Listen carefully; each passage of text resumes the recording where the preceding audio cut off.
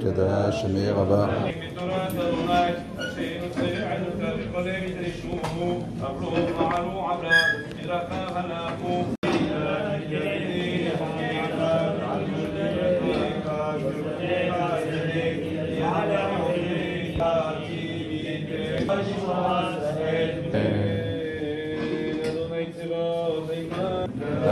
תודה שמי רבה. Si vous voulez bien prendre place, si vous voulez bien vous asseoir, si.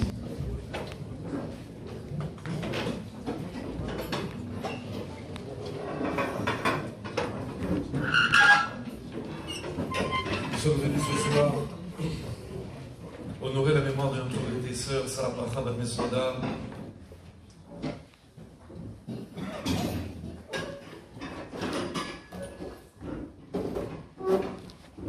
Madame de Ré. Ce soir, effectivement, à partir de ce soir et pour la journée de demain, ce seront les Shloshim. Le judaïsme a prévu tout un talir, tout un déroulement, toute une procédure pour la Véloute.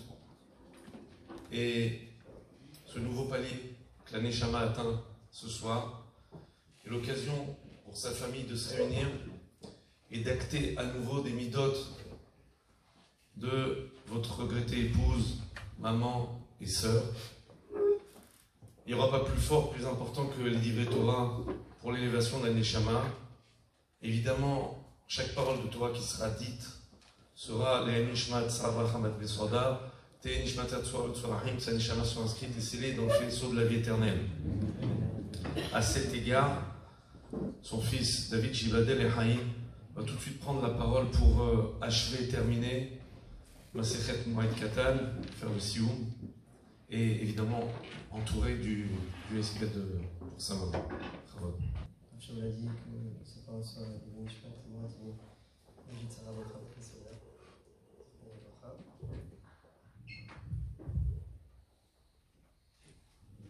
Au milieu, je voudrais vous remercier de votre présence ce soir parce que c'est important, celui qui a étudié un peu le Moed Katan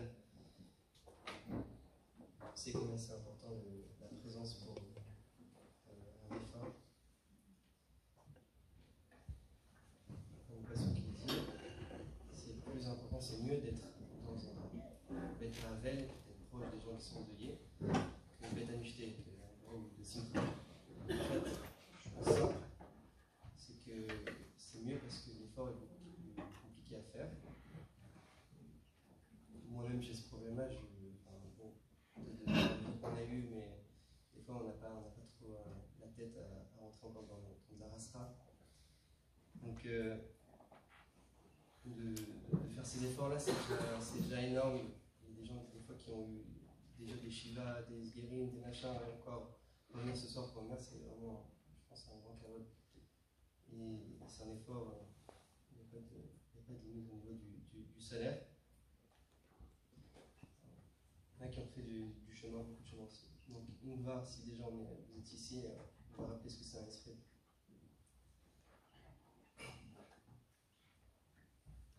De ce que j'ai compris, ce que j'ai entendu, un esprit, c'est réveiller chacun, le cœur de chacun. C'est pas juste raconter, Racho il m'a bien précisé, c'est pas juste raconter des anecdotes, telle chose. C'est de prendre les qualités de la personne, de la mettre au grand jour, déjà pour le kavod du niftar, et pour nous-mêmes, les enfants, pour du moussard, et si on peut, à travers nous, justement, diffuser ces midotes-là. Parce que chacun a une mida dans laquelle il excelle, chacun c'est un monde, on se rend compte finalement à chaque shouchim, chaque shiva, chaque niftar, ça avait l'air d'être un gadol d'or, oui, parce que c'est un gadol d'or dans ce qu'il était. Et j'ai vu dans Moed Katan ce lien-là que Mitat Tzadikim, c'est Mechaper à la volonté. La mort d'un tzaddik, injuste, ça nettoie, on va dire, ça pardonne toutes les fautes. Il y a deux pshatim, le pshat Pashut Rashi dit que c'est tout simplement parce que ça fait une sorte de kapara. Le deuxième pshat, c'est parce que justement, comme on a dit, que les gens, à force de voir, de se remettre en question, ils vont entendre des choses sur le tzaddik, ça va les remettre en question, que finalement, même tout celui qui a été déjà en enterrement, ça remet beaucoup déjà en question. Finalement, on avait essayé, mais on va tous finir là-bas aussi. J'ai eu un chiaf avant, mais ça nous fait réfléchir. Ça, c'est le spectre. Ouais, c'est dommage si déjà on est là, peut-être se renforcer entre nous. Je dis juste ça parce que je suis pas un bal moussard du tout. C'est comme ça que c'est le spectre. Si on prend la parole juste pour parler, c'est ça.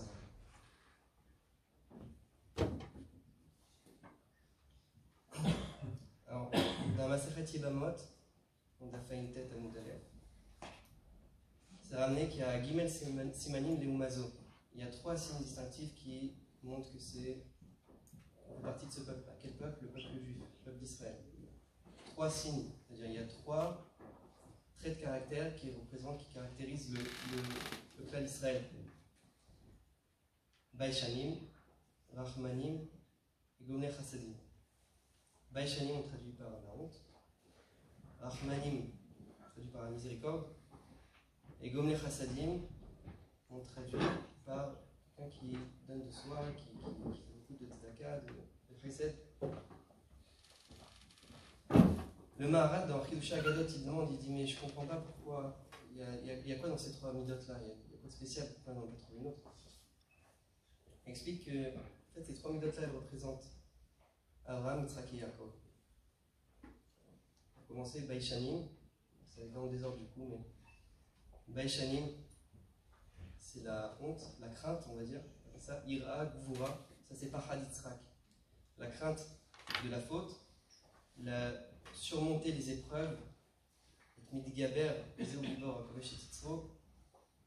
qui est fort, qui a appelé fort, c'est celui qui, pas qui a de la force, qui a des muscles, mais qui arrive à même quelqu'un de petit, mais qui est fort dans sa tête, fort dans son cœur, qui a une Hashem, qui a le Tachon.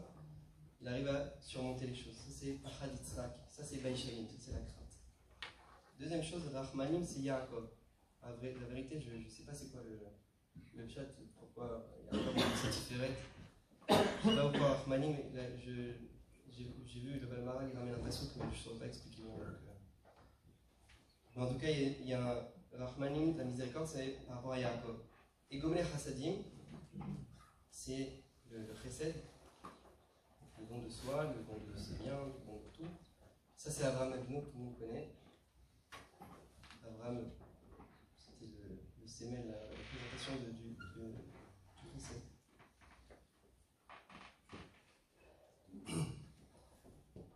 Alors, moi, je peux vous assurer une chose, c'est que ma mère était juive.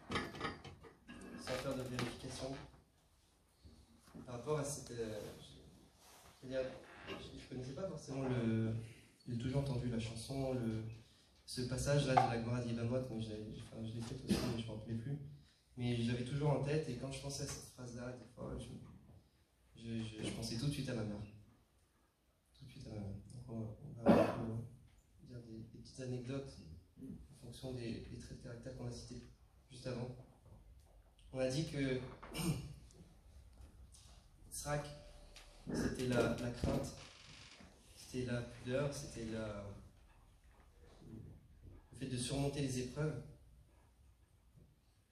Ma mère, Arénie Kaparat Mishkara, il faut savoir qu'elle allait toute seule en dialyse. C'est-à-dire qu'elle se levait tous les matins et elle trouvait la force. D'aller en dialyse 3 fois par semaine. C'est celui qui sait, qui a un proche ou un aller. C'est ce que c'est une dialyse, c'est très éprouvant d'y aller tout seul ou toute seule. C'est pas facile tout ça pour nous laisser faire ce qu'on doit faire. On a une occupation, une collègue. Elle est toute seule, revenue toute seule. Elle était affamée, elle était fatiguée, elle est rentrée. Puis, c'est vrai, elle disait qu'elle était fatiguée, mais sans plus.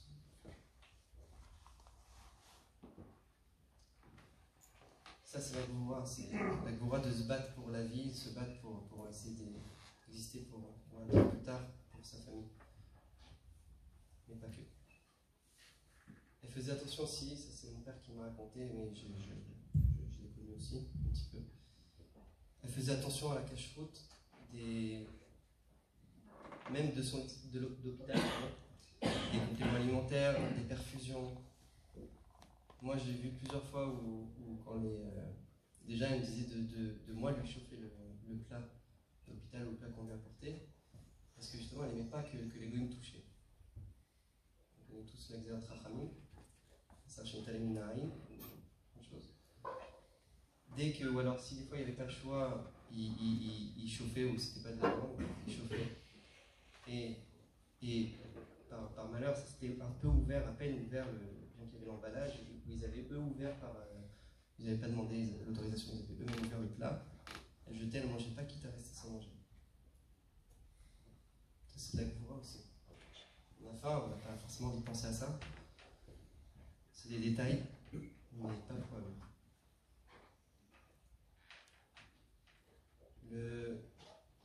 La Gvoura, c'est aussi des fois d'accepter la solitude, de choisir la solitude pour que mon père aille au collège. Comme c'est dit dans le Shetraïm, Noda Vachayim Bala Vishitom Zekina. C'est-à-dire qu'elle laissait mon père aller au collège, alors que c'est très bien que si mon père allait au collège, moi j'étais au collège aussi. Ma soeur était au travail, elle était toute seule, mais quand même elle était seule au collège. Donc c'est vrai qu'à la fin, elle avait eu besoin de sa présence et il a bien fait d'y aller. J'espère que les gens comprendront. Après coup. Ça c'est la Gvoura. La miséricorde. Alors il faut savoir que tous ceux qui étaient un peu proches de ma mère, son maître mot c'était le pauvre, la pauvre, le pauvre, la pauvre. On disait le pauvre, la pauvre et toi. Tout ça t'es où? Limite on en avait marre parce qu'on entendait que ça toute la journée. Le pauvre, l'enfant, il n'avait rien l'enfant, mais le pauvre, il faisait de la peine. Le pauvre, le vieux, le pauvre, même les animaux, le pauvre, le chien.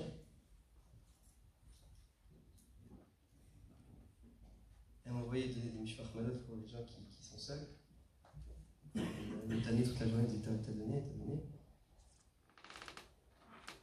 Et ça c'est un signe qu'elle est juive, parce qu'on sait très bien, c'est connu, les nazis, Marshemam, les Ephraim, eux ils étaient rachmanim, c'est vrai, avec les chiens, mais pas avec les juifs, pas avec les autres. C'était pas équilibré en fait, il n'y avait pas de logique dans ce qu'ils faisaient, c'était contradictoire. Ce qu'on a appris de la paracha de la semaine dernière.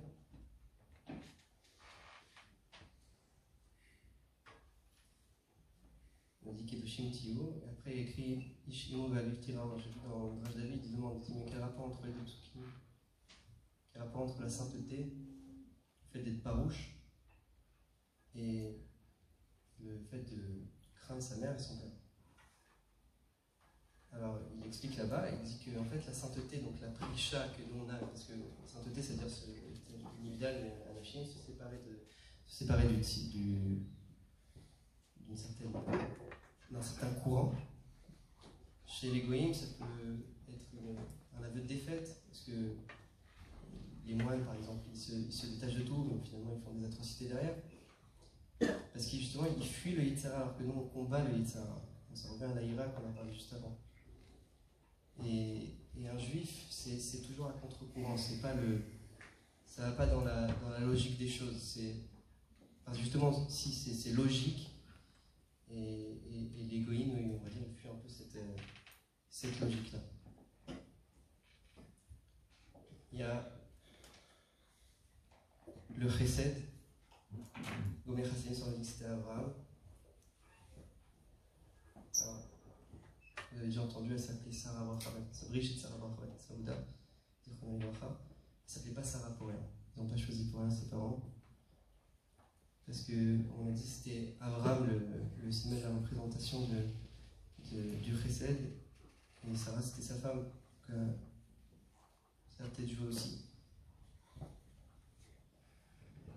Et comme on l'a dit dans le Shiva, ce que j'avais dit, c'est que le Chesed, c'est pas forcément donner quelque chose qui est extérieur à toi, c'est le don de sa personne. Et Baruch Hashem, ma mère, c'est Zikronen Livracha. Elle me dit tout le temps, arrête de compter, arrête de réfléchir, Hashem il envoie ce qu'il faut. Donne, compte pas, fais plaisir, offre, tzedaka, calcule pas. Et aujourd'hui, malheureusement, on calcule tout le temps, on est tout dans le calcul. Ma mère, c'était le non-calcul, c'était à l'instinct, mais c'est-à-dire l'instinct qui était droit, qui était bon, c'était l'instinct du cœur qui était bon, ce que Hachem voulait.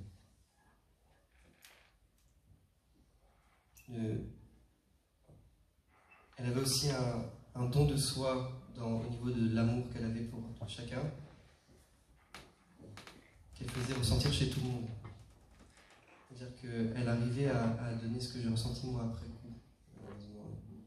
Elle arrivait à gérer à distance mon frère qui est loin, à Genève. Elle arrivait à lui donner le même amour qu'elle nous a donné à nous. Et elle nous tenait à bout de bras, en fait. C'était le pied qui est parti, qui nous a quittés, mais on essaie de tenir de petite Gibor comme elle était. Cet amour-là, le propager autour d'elle aussi. Je crois que je l'ai dit au Shiva aussi, c'est que ma mère, c'était de son lit d'hôpital ou pas, c'était la psy de beaucoup de personnes. C'était vraiment, elle conseillait, elle était là pour Ozen Shomat, elle avait juste l'oreille des fois. Des fois, elle n'avait pas forcément la force de répondre, mais les gens, ils l'appelaient pour parler. Elle écoutait et ça leur faisait du bien. C'est pas donné à tout le monde, parce que les gens, aujourd'hui, ils n'ont pas le temps. Et tout à l'heure, je me suis remémoré aussi, ma mère, elle pleurait beaucoup quand il y avait tout le monde qui était réuni, toute la famille qui était réunie, parce que justement, elle aimait donner, elle aimait recevoir, elle aimait avoir sa famille autour d'elle, justement, pour donner de cet amour. Je vais juste lire dans les mots un témoignage de Philippe Azoué, qui gère l'ADEF, l'association ADEF. Ma mère a travaillé là-bas, j'ai pas le temps de lui demander parce que j'ai pas trop connu, je n'ai jamais demandé à plaisir. Malheureusement, ce qu'elle a fait là-bas, ce qu'elle a pu faire, on ne l'aurait pas dit, je pense. Il dit comme ça. Donc ta maman, c'était une Neshama Baal Chesed. Dès qu'elle a mis les pieds les premiers temps à l'ADEF, elle a proposé ses services pour se rendre utile et aider les familles dans toutes sortes d'actions. Dans l'accueil, dans la réception, dans la préparation des repas de Shabbat, des colis, des fêtes, c'était quelque chose d'inné en elle. Toujours avec Simcha, elle était vraiment de très bonne compagnie. Petit à petit, les personnes avec qui elle avait un contact appréciaient vraiment se confier à elle. Elle était discrète, elle avait une voix douce, elle était patiente, elle arrivait à valoriser chacun à son niveau, elle arrivait vraiment à remonter le moral des gens avec tout ce qu'elle a passé. Bien qu'elle a passé toutes les choses comme on l'a dit avant, elle arrivait à prendre des forces pour aider les autres. Les gens prenaient vraiment pour argent tout le temps ses conseils. En dehors de ça, elle adorait participer à l'organisation d'événements, les soirées, des dîners conférences qu'on organisait. Elle adorait le contact avec le public. Elle était très assidue au cours de Torah. On avait des séminaires de Torah qu'elle choisir à la DEF et elle y venait. Elle adorait venir à ses shiurim, à ses conférences et bien sûr, elle était toujours bessimra. Elle était émerveillée par cette sagesse de Torah, cette sagesse millénaire, mais qu'elle arrivait à appliquer dans sa vie de tous les jours. C'est le témoignage de Philippe Azoué. J'espère que je ne prends pas trop de temps, je vais prendre une lettre que mon frère Michael m'a envoyée de Rabbi David Pinto pour vous décrire un peu qui était ma mère. Et je pense qu'on peut prendre vraiment du moussa. Cher Rabbi David, je viens par cette lettre vous raconter mon histoire. Cela se passa en 1995 quand j'étais enceinte de mon dernier enfant né le 29 octobre 1996. Mon médecin qui me suivit décela une anomalie me concernant. Cette anomalie que j'avais déjà depuis plusieurs mois me faisait pas mal. J'ai promis à mon médecin de voir ça après la naissance de mon bébé. 2 mois et demi après la naissance, je pris rendez-vous avec mon médecin, le docteur Dre, pour un examen de routine. Cette fois, il insista sur cette anomalie. Il me recommanda d'aller voir un spécialiste et me conseilla le professeur Guérin de l'hôpital de la Croix-Rousse. Le rendez-vous avec le professeur fut fixé pour le début février 97. À l'hôpital, le professeur Guérin me fit passer une série d'examens. Et après, je rentrais chez moi. 3 semaines passées, je reprends rendez-vous avec ce même professeur qui me reçoit dans son bureau. Et là, il m'annonce que j'ai la maladie. Sans prendre de gants, il me dit que je n'ai plus beaucoup de temps à vivre. Peut-être quelques semaines, ou au plus quelques mois. Il n'y avait rien à espérer, mais tenter des séances de chimiothérapie. Voilà. Ce jour-là, j'étais seul. Mon mari n'avait pas pu m'accompagner. J'étais en larmes, je suis rentré chez moi. Je ne sais pas comment. J'étais complètement abasourdi. Depuis cette terrible nouvelle, je ne pouvais ni manger ni dormir. Je ne faisais que pleurer. Je voyais mon mari et mes 4 enfants seuls, et rien que ça me déchirait le cœur. Je prenais des médicaments qui n'avaient plus aucun effet sur moi. J'étais couché toute la journée. J'arrivais à prendre de la morphine qui me faisait un effet immédiat. J'en prenais 8 cachets par jour. Partout où j'allais, je prenais mes cachets, et si par malheur je les oubliais, je n'étais pas bien. Je pris rendez-vous pour les séances de chimiothérapie, mais voyant que d'après le professeur, je n'avais aucun espoir, j'annulais. J'ai longtemps réfléchi, je me suis dit, à la grâce de Dieu, si Hachem m'avait donné 4 enfants pour que je quitte ce monde, alors que sa volonté soit faite. Toujours avec ma morphine, j'ai pris sur moi de m'occuper de mes enfants, mon mari, ma famille et ma maison. Je faisais semblant de bien. Mon mari est venu vous voir, de Rabbi David, et avant qu'il ne dise quoi que ce soit, vous lui avez dit que j'étais malade, très malade. Vous lui avez fait une bénédiction pour moi. Nous sommes revenus vous voir le dimanche d'après, et vous m'avez traité de folle, car je ne voulais pas me soigner. J'avais vu mon père souffrir, il était aussi malade, il avait énormément souffert du traitement, que Dieu repose son âme en paix.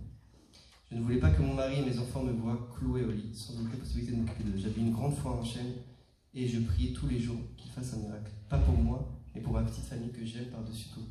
Que Dieu les protège. J'ai tenu au moins 6 mois comme ça. J'étais très affaibli et triste. Je pris un rendez-vous avec vous. C'était juste avant le départ à Los Angeles pour la fête de Pessah. Cette fois-ci, vous avez changé mon nom pour Sarah Bracha. D'où vient le nom Sarah Bracha. Et vous m'avez béni pour une vraie foi chez moi. Mon mari, de son côté, a pris les choses en main. Il prit un autre rendez-vous avec un autre professeur. Enfin arrive le jour de notre rendez-vous, avec mon dossier médical. Je rentre chez le professeur qui l'étudie et me fait passer un scanner. Il m'ausculte, et là, plus rien. Il ne comprenait pas, et nous non plus. Nous sommes restés au moins 2 heures dans son bureau. Nous voulions être sûrs. Avant de partir, le professeur me dit « Allez madame, maintenant vous pouvez partir, vous êtes en bonne santé. » Maintenant je sais que grâce à Dieu, j'ai un grand miracle, que Dieu vous protège et que toutes les bénédictions reposent sur vous et votre famille, ainsi que sur le peuple d'Israël et fasse venir ma chère Amen. Nous sommes aujourd'hui bientôt 98, je fais des examens de surveillance. Et plus rien n'est décelé, je profite de mes enfants et de mon mari en toute tranquillité. Que Dieu vous bénisse.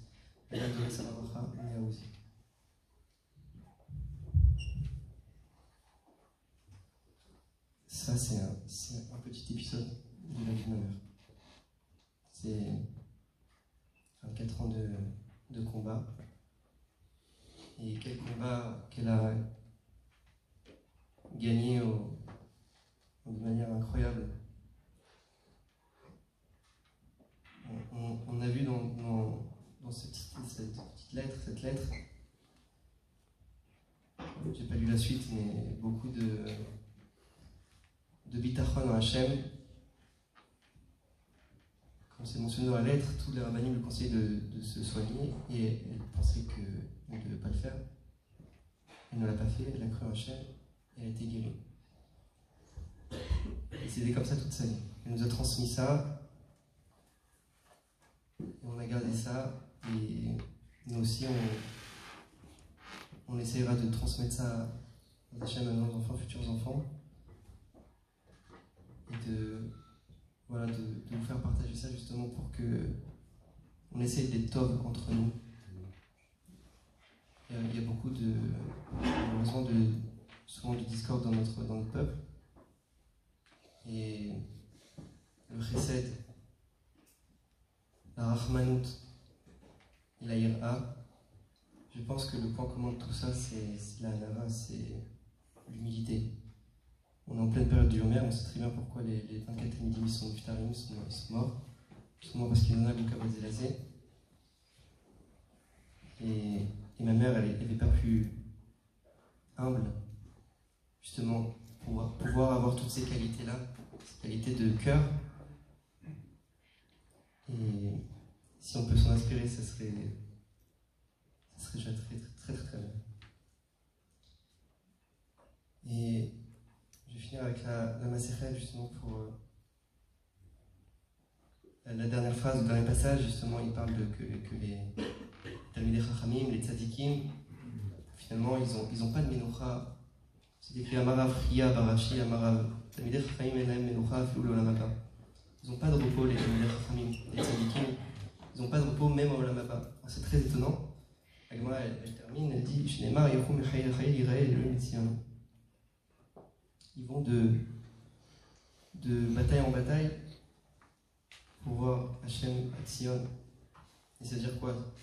Pourquoi ils n'ont pas le droit au repos même en haut? Alors non, en fait, un iftar, un tzaddik, un talmid chacham, ils sont kouim chaim, ils sont appelés encore, même quand ils sont partis, ils sont appelés vivants. Et j'ai vu expliquer qu'en fait, ils n'ont pas de menucha, ils n'ont pas de repos, parce que justement, ils continuent à être actifs même de là-haut. C'est-à-dire que finalement, ma mère, elle continuera à prier pour nous, elle sera toujours proche de nous, et peut-être proche de chacun dans tout celui qui essaiera d'aller dans ses pas, d'essayer d'être comme ça avec du chesed, d'être là présent pour des gens, un shiva, un shloshim, de donner de soi, d'avoir de la peine pour l'autre, d'être mitgaber, d'avoir de la pudeur, d'être mitgaber, d'avoir peur aussi de la faute, de se rapprocher d'Hachem, pour savoir bitachon Hachem. Ça, c'est quelque chose qui ferait vivre sa mémoire.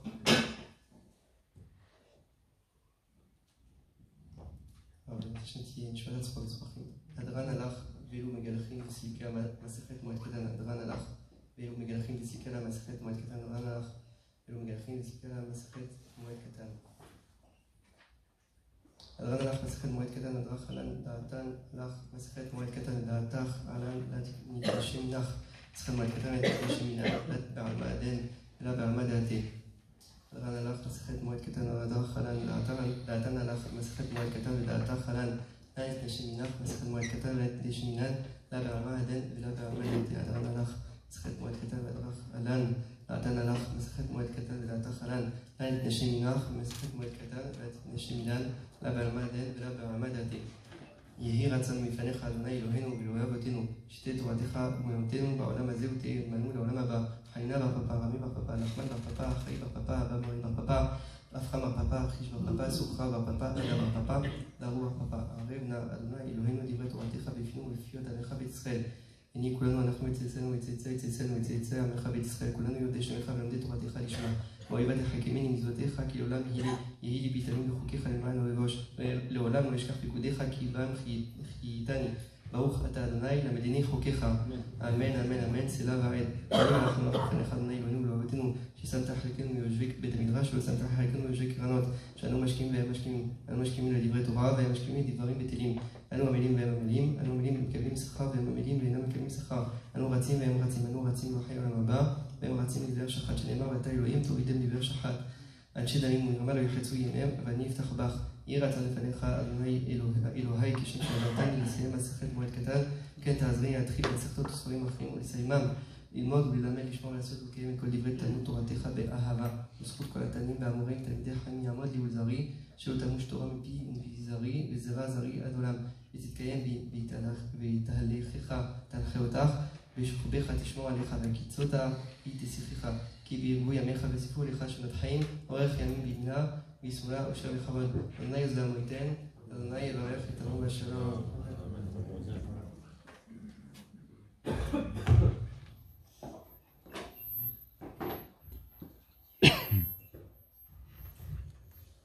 יתגדל ויתקדש שמך רבה, ועלמא דיועתי להתחלקה ולחיה מטיה ולעסקה יתכון לחיי העלמא ובמבני קרתה ירושלם ושכללה לכלה בגבה ומעקה פלחנה נוחה מנערה ולעטבה פלחנה תשמיה להתריך וימליך קודשה וריחוב ומחותי לקרב עצמם חוקני ויקרב המשכם בחיי חול ומחול חיי כל בית ישראל בעגלה ובזמן קריב ואמרו אמן. אמן יהי שמי רבה.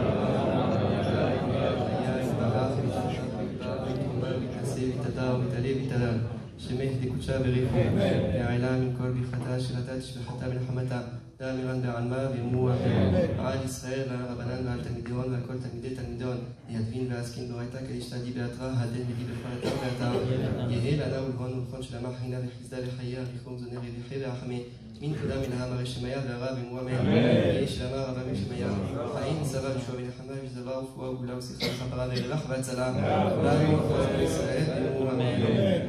יעשה שלום במואב ובהחמה ויעשה שלום עלינו ועל כל עמו ישראל אמרו אמן. Son fils Michael Shibadel Haïm qui va commencer un certain respect pour le choix de ses parents. Ça va avec le soir d'abord. Merci, merci. D'abord, bonsoir à tous et merci d'être venus. Je tiens à remercier aussi la famille Rav Makouz qui nous a accueillis à l'école pour le Shoshim.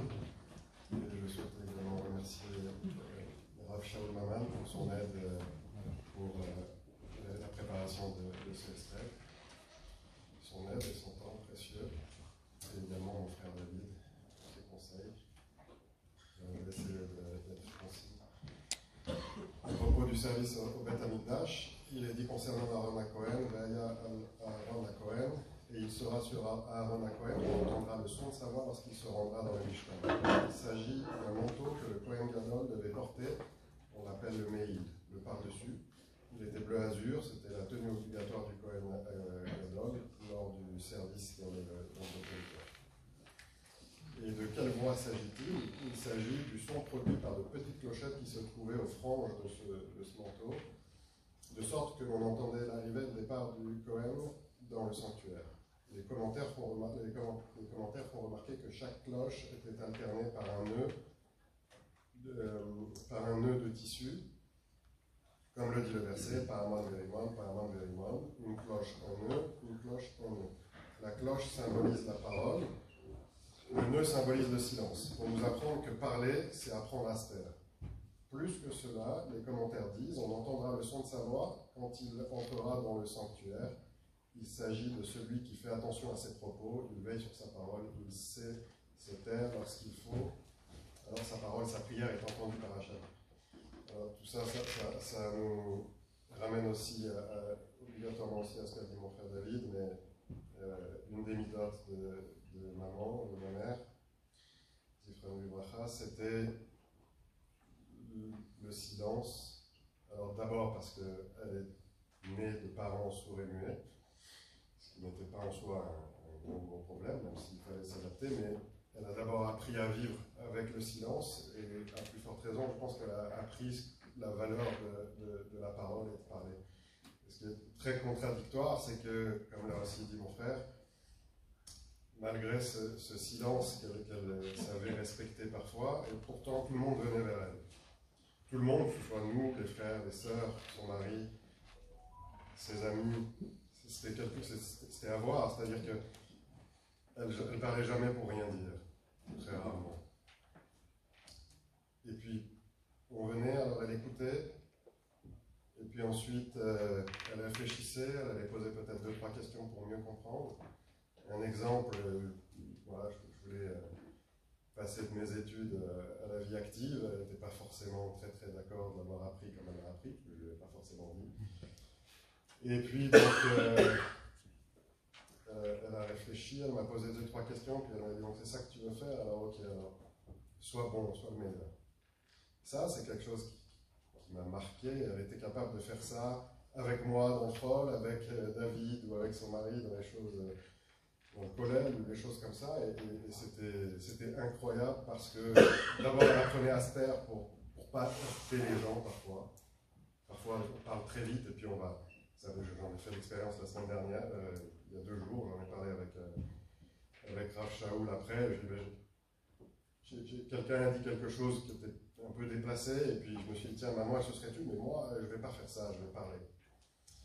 Puis j'ai parlé.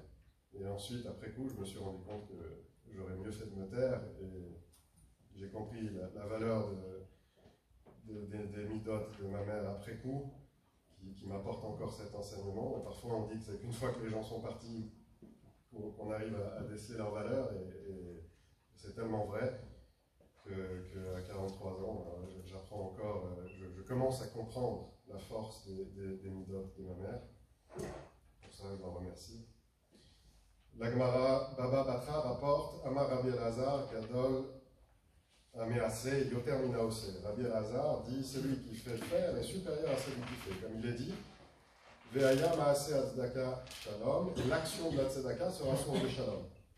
Rashi fait remarquer, il n'est pas dit la Tzedaka sera source de Shalom, mais l'action de la Tzedaka. De quelle action s'agit-il? Rashi répond, celle de faire donner aux autres. Les commentaires se posent la question, en quoi est-ce que c'est supérieur de faire donner que de donner soi-même? Ils répondent parce que donner, c'est déjà pas simple. Et si on arrive à faire donner, c'est que vraiment on est convaincu de l'importance de la tzedaka. Et cette phrase importante, il n'y a que les convaincus qui savent convaincre. Certains veulent expliquer que la supériorité de celui qui fait donner, c'est aussi dû au désagrément de demander à quelqu'un, même pour une bonne cause, cela peut être gênant. Et aussi pour ce qui a déjà été dit précédemment, le chesed de la tzedaka, c'était quelque chose de très important pour elle-même. Et c'était déjà très important pour elle-même. Puis ensuite, elle nous demandait, en tout cas à moi, et j'en suis sûr à mes frères et sœurs, tous les jours, de faire attention à donner la tzedaka, en plus d'autres recommandations. Mais elle-même, elle en était convaincue. Je vous donne un petit exemple de ce que était capable de faire ma mère. C'est une fois, on était parti en famille à Paris pour faire des achats. Et puis, elle avait prévu pour elle-même d'acheter des choses. Et dans ce quartier, il y avait un juif qui est passé avec une tzedaka et une lettre, et puis qui avait besoin de récolter la tzedaka. Elle n'a pas réfléchi, elle n'a pas partagé, elle n'a pas donné 10%, ni 20%. Elle a donné toute la somme qu'elle avait prévue pour elle-même. Et moi, je me souviens avoir été choqué de ne pas avoir compris cette action. Mais quel exemple, quel exemple. Et surtout, si elle pouvait, elle a très souvent été, très longtemps, été appelée dans les campagnes de tzedaka des différentes associations à Lyon. Même diminuée, elle tenait à y aller, même dans son état dont vous avez entendu un petit peu parler. Elle y allait. Et souvent, ces opérations-là, elles se montaient avec elle parce qu'elle était vraiment très capable de persuader les gens. Elle avait des résultats qui étaient vraiment très, très importants. Et donc, je pense que ça rejoint ce qu'on a dit, il n'y a que les convaincus qui savent convaincre. Elle était à tel point convaincue de l'importance de la tzedaka que finalement, elle était capable de convaincre n'importe qui. Et ça, aujourd'hui, ça nous reste parce que je pense que c'est quelque chose de très important entre nous, d'être capable de recevoir d'un côté et puis de donner aux autres, aux nécessiteux, sans même qu'il y ait besoin forcément qu'il y ait une demande. De le faire discrètement, parce que ça aussi c'était une de ces midotes, la discrétion. Et puis encore une autre de ces midotes, donc Gedola, Achnasat, Ochrim, Mikabalat Pene, Ashrina, la mitzvah d'accueillir des invités est supérieure au fait de recevoir la Shrina, la présence divine. Bon, moi-même quand j'ai entendu ça m'a paru compliqué, mais nos maîtres apprennent cela de notre ancêtre Abraham Avinu qui a laissé Hachem venu lui rendre visite pour à la place courir recevoir les anges. Pourtant Hachem était venu lui rendre visite et Abraham était souffrant. Si bien qu'Hachem, constatant son désagrément, a suscité le passage des 3 anges. Mais d'où Abraham savait-il qu'il valait mieux recevoir des invités que recevoir la visite d'Hachem? D'autant plus qu'il était souffrant, que quelqu'un de diminué peut être dispensé, on le comprend facilement. Eh bien parce que si c'est Hachem qui vient à l'homme, cela ne fait pas forcément progresser. L'homme ne progresse que lorsque c'est lui qui fait les efforts et qui prend sur lui. Qui est plus est dans une situation où la chose lui est particulièrement difficile parce qu'il souffre. Alors, comme l'a dit aussi également mon frère avant moi, elle aimait recevoir. Il fallait qu'elle reçoive, que ce soit la famille tout le temps chez elle, bien qu'elle soit vraiment dans des états, on en a parlé, il y a la dialyse et tant d'autres états très diminués. Elle voulait recevoir sa famille, c'était toujours chez elle. Les amis des amis, les personnes seules, il fallait qu'on trouve quelqu'un à amener Shabbat à la maison. Il arrivait parfois d'intervenir sur des gens qui avaient tellement l'habitude de venir chez Nana Shabbat qu'ils ne se rendaient pas compte dans quel état elle était, et de leur dire peut-être de temps en temps la laisser un peu se reposer. Mais elle était diminuée, elle était à la table, de Pessah, de Shabbat, de n'importe quoi. Il y avait toute sa famille, ses enfants, ses petits-enfants, et puis on pouvait, je sais pas, on peut demander à mon frère, est-ce que tu peux voir ma soeur, est-ce que tu peux me donner du sel s'il n'y en avait pas sur la table. C'était la première à se lever et aller chercher le sel. Mais je disais, mais c'est quand même incroyable, comment est-ce qu'on fait ça dans son état? Pourquoi est-ce qu'on fait ça? Et c'est de toute façon une force, un exemple pour nous, car c'est pas seulement qu'elle avait des valeurs, c'est qu'elle se battait vraiment à corps défendant pour le coup, pour les mettre en application. Et maintenant qu'elle est partie, alors on commence à entrevoir cette force et ces valeurs et ces midotes que nous devons perpétuer pour nous, pour nos enfants et également pour notre entourage. Et c'est ce qu'on va s'atteler à faire maintenant. Merci beaucoup. Au nom de la famille, nous allons écouter Rav Magnus qui va prendre tout de suite la parole pour commencer l'esprit des Nishmat Rav Magnus.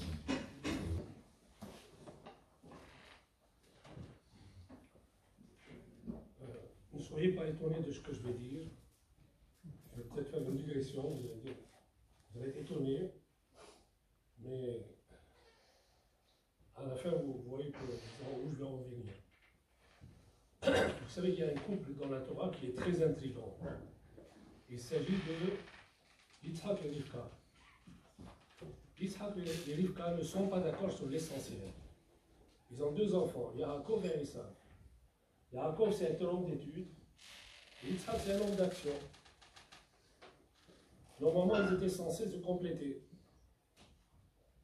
On va dire un président de communauté, le rav d'une communauté, un il donne l'orientation, l'autre il met en pratique. Et voilà que Esav n'est pas sorti dans le même sens d'Avou, dans le sens d'Abraham Abinu. Donc il ne pouvait pas faire un bon ménage. Un ne pouvait pas être le complément de l'autre. Et voilà que c'est écrit. Vayeha Yitzhak et Esav, qui ça il défie. Yitzhak, plus de temps avance, plus il est en train de bien s'occuper et s'approcher de Esav. Rivka ohevet Yaakov. Rivka aime Yaakov. Et ça va jusqu'à, en fait, elle le trompe. Elle le trompe. Et ça, c'est un épisode très étonnant dans la Torah. Elle le trompe. Il veut bénir son fils Esav. Et elle, qu'est-ce qu'elle fait? Elle envoie Yaakov. Et effectivement, Yaakov, il souffle la bracha de Esav. Mais alors, regardez, voir, réfléchissons. Mais comment ils vivent ensemble, ces deux-là? Ils ne sont pas d'accord sur l'essentiel. Sur l'essentiel, ils ne sont pas d'accord. Et qui ici, dans cette salle, accepterait que sa femme lui fasse ce coup-là? Il veut bénir. Il s'appelle ça, et voilà qu'un on va l'autre. Non. Et comment ils ont vécu ensemble? Bon, disons, y a-t-il un shalom bayit entre les deux? Comment ils vivaient tous les jours?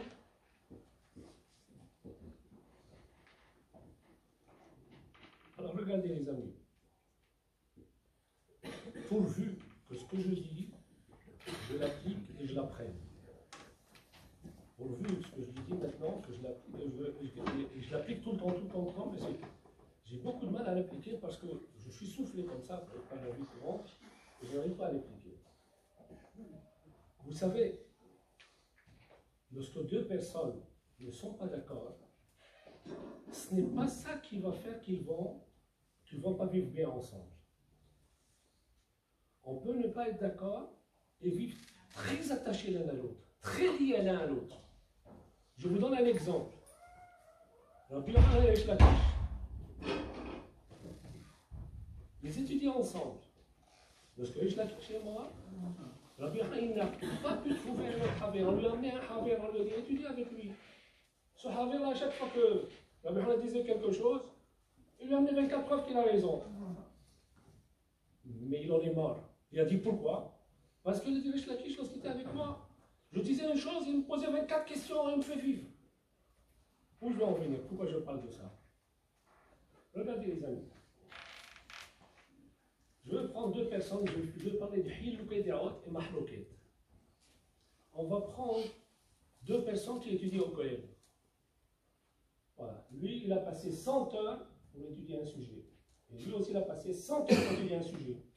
Il est arrivé à des conclusions. Il est arrivé à une conclusion, à des conclusions. Maintenant, ils sont ensemble. Ah, il y a des divergences. Alors, vas-y. Ce qu'il a construit, lui, ça lui est très cher. Ça lui est très difficile de rentrer dans la tête de l'autre. Et vice-versa. Lui, ça lui est très difficile de rentrer dans la tête de l'autre. À un moment donné, écoute, encore, tu me poses cette question, je t'ai répondu déjà. Vous savez, ce mot encore là, c'est déjà la guerre. Mais attends, mais on a dit, mais qu'est-ce que tu veux? Vous savez, pour discuter ensemble, si on n'est pas comme les chamaïs, toutes nos discussions que nous faisons tout le temps, c'est zéro. Que si on n'est pas comme les chamaïs. C'est écrit que Shammai était plus intelligent que Hillel. Mais Hillel, qu'est-ce qu'il faisait? Il a étudié 100 heures. Alors il vient, il voit Shammai. Vous savez qu'est-ce qu'il fait? Il fait abstraction de tout ce qu'il a appris. Maintenant, je vais t'écouter. Il écoutait, il faisait abstraction de sa personne, tout son but. Mais je vais t'écouter à toi. Et une fois que Shammai a tout dit, alors à ce moment-là, Shammai est plus fort, c'est comme un nain qui monte sur la montagne. On dit que c'est pour ça que la halakha était comme il s'est enrichi de la tête de Shammai. Il est venu ici, il s'est enrichi de la tête de l'autre. Alors regardez voir, les amis. Lorsque Rivka et Yitzhak ils parlaient ensemble, ils n'avaient pas les mêmes idées. Pas du tout les mêmes idées. Elle pense que Esav, il n'y a rien à tirer de lui. Elle pense que Yaakov, il a besoin de l'aide. Et Yaakov, c'est quelqu'un, contrairement à ce qu'on pense, son père il pense, son père pense que Yaakov c'est un tzaddik gamour, il n'a pas besoin de bénédiction, il sait se débrouiller tout seul, il a Emouna, il a Bitachon, il a tout ce qu'il faut, eh bien qu'il se débrouille tout seul, il n'a pas besoin de moi. Et elle a dit, pas du tout, pas du tout. Yaakov est comme ça, mais elle voit loin. Elle sait que les juifs qui vont sortir, comme nous sommes nous, il y a des laïcs, il y a des échelleurs, il y a tout le balagan chez nous.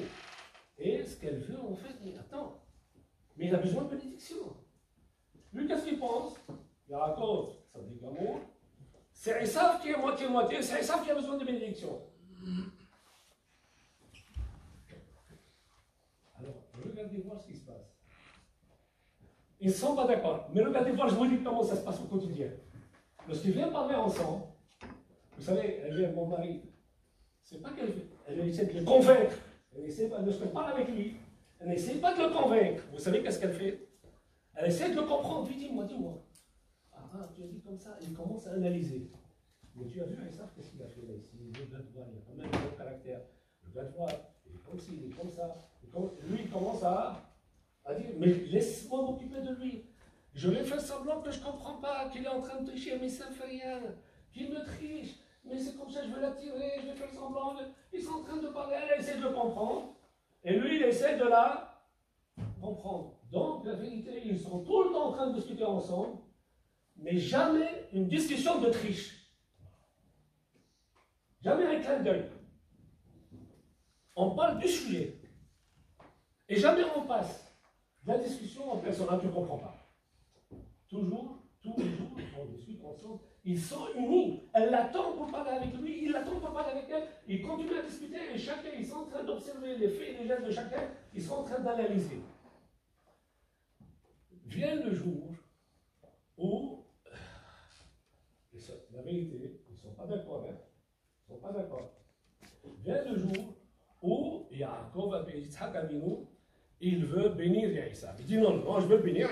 C'est un homme d'action. Je veux que ce qu'il sait faire, qu'il utilise dans le bien, qu'il vienne nourrir des gens comme moi, aveugles comme moi, vieux comme moi, etc. Je veux quand même le bénir. Et Yaakov n'a pas besoin de bénédiction. Alors regardez voir, si vous regardez les textes. Je ne sais pas ici, je vous dis entre parenthèses. Hein. Il m'a dit, tu veux parler il m'a dit ça, je dis, qu'est-ce qu'il me demande? Qu'est-ce qu'il me demande? Mais qu'est-ce qu'il me demande? Vous savez, c'est très difficile, je ne dois pas venir ici et parler pour parler, c'est parloter. On prend le rabbin de la communauté. Enfin, je ne suis pas rabbin. Ouais. Mais qu'est-ce qu'il me demande? Mais je ne sais rien du tout de ce que vous dites. Mais tout ce que je sais, c'est la séquence. Lorsqu'elle venait parler de Michael, etc. C'est cette séquence que je sais. Mais qu'est-ce qu'il me demande?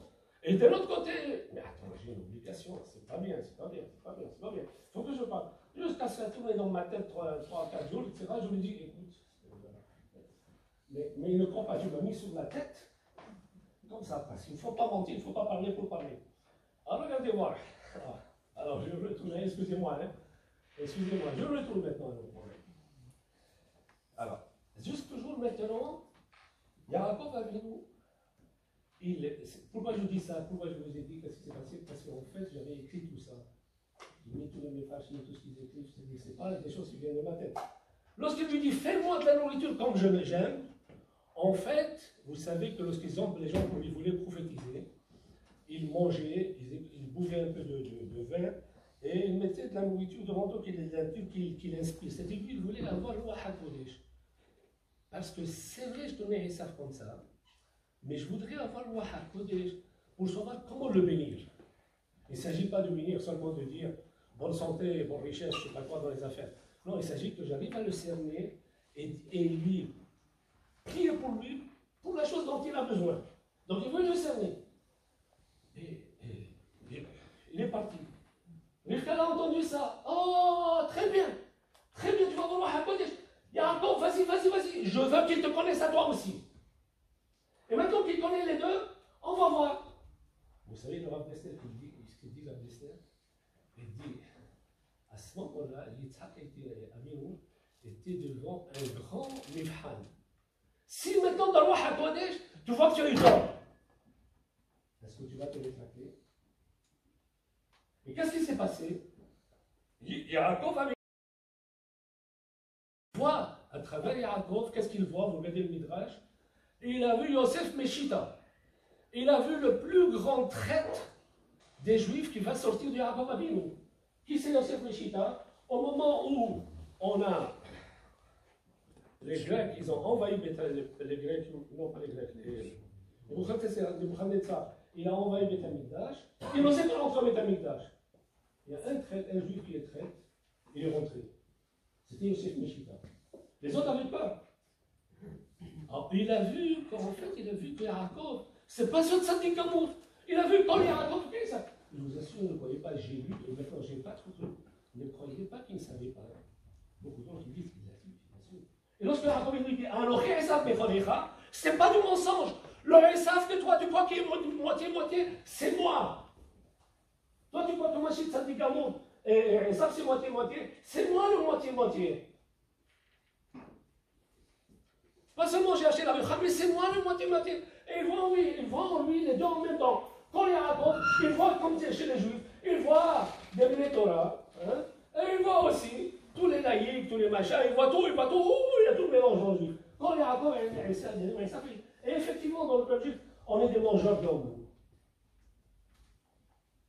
Vous savez, lorsqu'on dit Ishpat est très bien, c'est écrit, quand je retrouve, il était machbia, la Bnei Israël de ne pas se soulever contre les mots. On dit qu'on a des chiens pour la ville, donc on peut mettre des mots, ça c'est pas. Alors c'est bien, on est les deux en même temps. Il rentre, il voit Yaakov comme ça, vous savez, il l'a béni. Lorsque Esav il rentre, il a vu Gehinnom Tahta. Et lorsque Esav il rentre, à ce moment-là, il dit, est-ce que tu as une seule bénédiction? Regardez voir, comme il a dit Rav Dessler, il a réussi à me prendre, il me dit, je n'ai pas d'autre bénédiction. Regarde Baruch il est. C'est-à-dire qu'il a signé. Avec tout le temps maintenant, il a signé.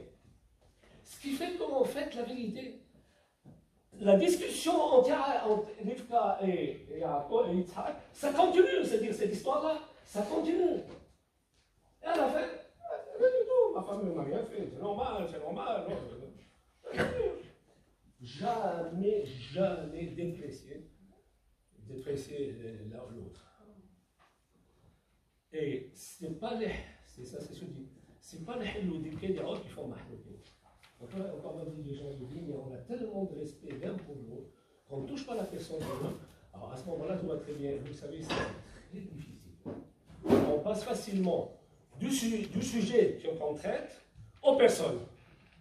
Ça, c'est sûr, vous voyez dans la télévision. Hein.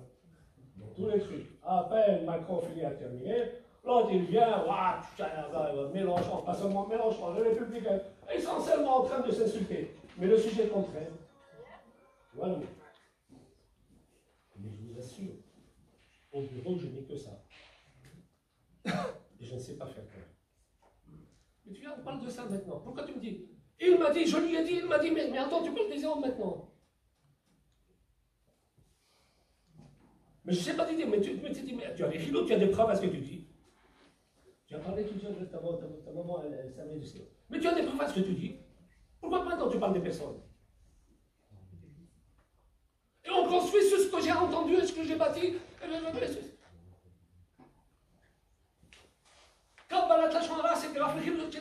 Et tout ça, c'était à la fin de l'Oraïta. Et sans arrêt, je répète aux élèves, à la Yeshiva, vous savez, le grand de Shabbat, on regarde les petits. Mais les affaires de la Shemara qui sont beaucoup plus compliquées, il y a des petits détails de bruit, elles sont négligées.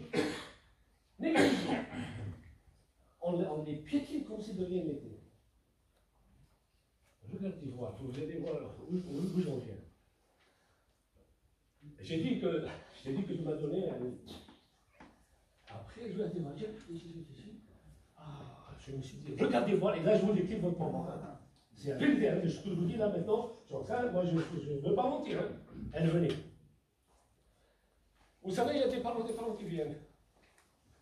Alors je vous donne un exemple vivant hein, que j'ai vécu cette semaine. Alors non, il y a 2 semaines.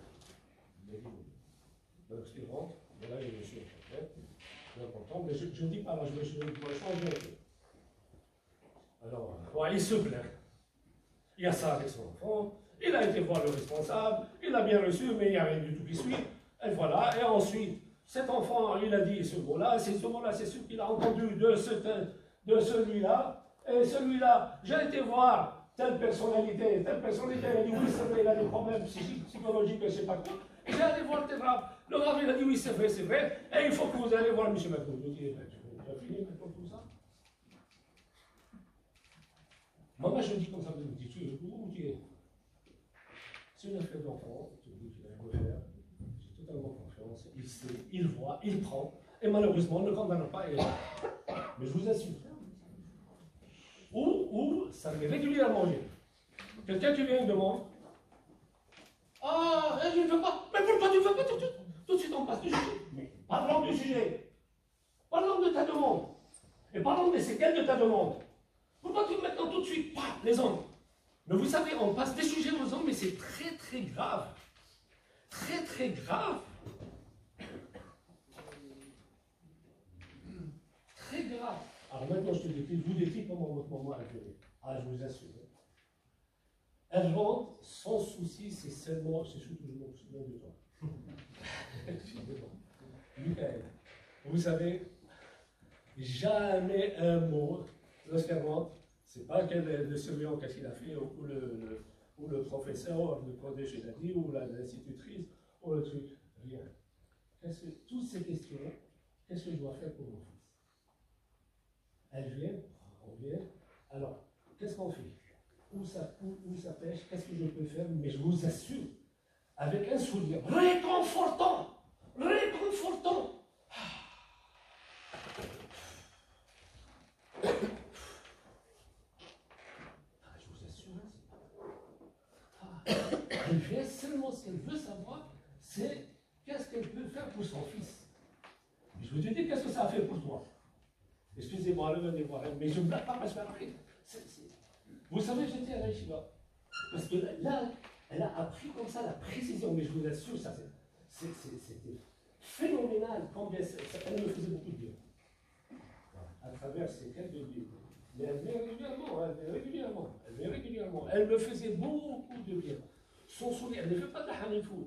Ce n'est pas qu'elle me faisait de la hanifoud, vous êtes bien. Mais je vois comment ces questions sont des questions objectives, qui traitent le sujet, et elle ne garde rien au jugement sur les autres. un jugement objectif. C'est pas. Vous savez, lorsque quelqu'un est comme ça, objectif, il rentre dans le vif du sujet. Et ça, c'est le vrai limoud. Le vrai de limoud, on ne regarde pas, qu'est-ce que tu dis, mais maintenant, ah, tu as dit ça.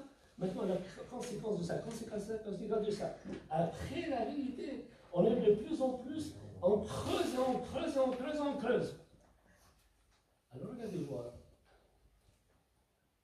La yeshiva, on a toujours cette histoire-là. Il y a des gens qui veulent la penser. Ils ne comprennent pas comment ils savent réfléchir, etc. Alors, une fois, il y a un élève qui est bien. Continue. Ça, j'ai fait la Hazara. Ça, je l'ai fait. Mais c'est même pas 20 minutes est passé. Mais attends, la Hazara, on a 1h15 pour la faire. 20 minutes est passé, j'ai fini. Deuxième jour, troisième jour, j'ai réveillé assez souvent. 20 minutes, 20 minutes. Vous savez, un jour, je lui ai dit, c'est comme ça. Je dis, écoute, on va regarder maintenant David. Comme ça, je lui ai dit. Il était là. Bien sûr, 9h moins le quart, il est encore en train de disséquer. Vous savez, on apprend à rentrer dans le fond des choses. Mais nous, on règle le problème comment? Tel homme est comme ça, tel homme est comme ça, tel homme est comme ça. Ah, on ne peut même pas démarrer la discussion. On ne peut pas rentrer, on ne peut pas rentrer, on ne peut pas disséquer pour apprendre, pour comprendre, pour se comprendre. On ne peut pas. C'est fini. Et chacun, c'est comme notre ami Mélenchon, c'est moi la République. C'est moi le truc, ça y est, c'est fini, c'est moi je sais, moi je travaille pour la communauté, moi je travaille pour ceux, c'est moi la République. C'est pareil, les mêmes trucs. Attends, qu'est-ce que tu dis? Mais réfléchis, rentre dans le sujet. Non, on est posé. Regardez voir, je ne suis pas en train de parler pour parler. Mais je t'assure, je suis sûr, lorsqu'on rentre comme ça, lorsque quelqu'un il veut comprendre comment il est son fils, et tout son but, c'est de voir qu'est-ce que je peux donner à mon fils après toute sa vie, c'est comme ça, c'est dans l'analyse. Toute sa vie, c'est dans l'analyse.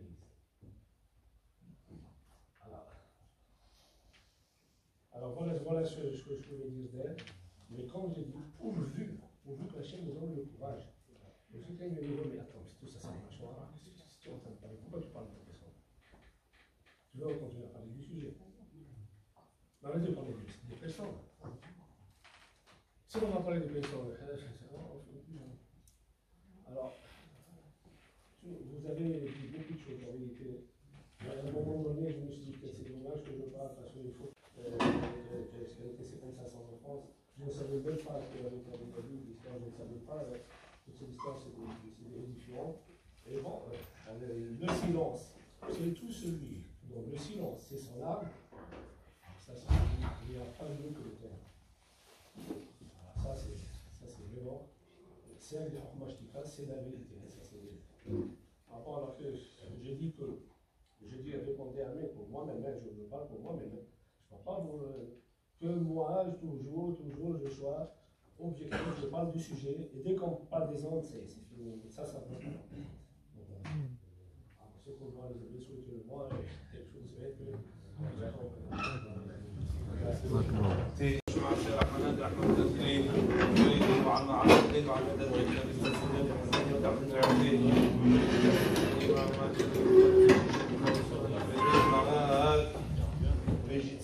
בת מסעודה שמחה יום תקיעת חודשה רוח אדוני תניחנה בגן עדן וכת על מדין כי אמות לה מרים שער המלך ברחמה ויחמון עליה מלווה אליה שלום ואני שערי שלום השם רחמון שלום אבי וכל ישראל השבות עימה בכלל חנסה וחסר אומן אמן.